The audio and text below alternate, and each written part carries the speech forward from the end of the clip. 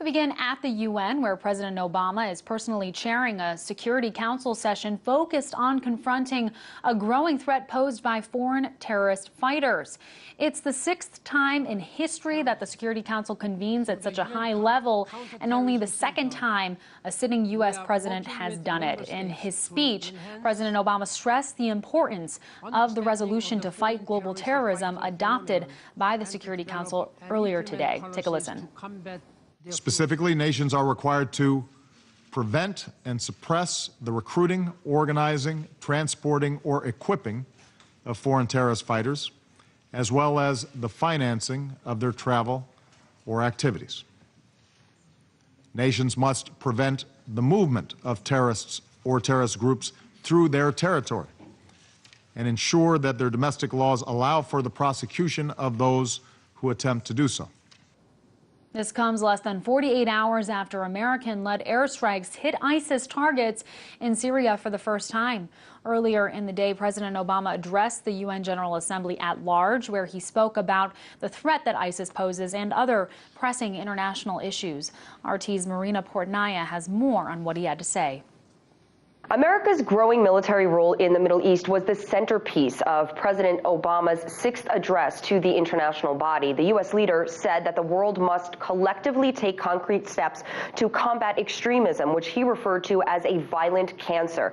President Obama insisted that ISIS must be degraded and destroyed and said that the U.S. will continue using its military might in the campaign of airstrikes to defeat the jihadist group. Additionally, he said Washington will continue training and equipping Iraqis and the Syrian opposition.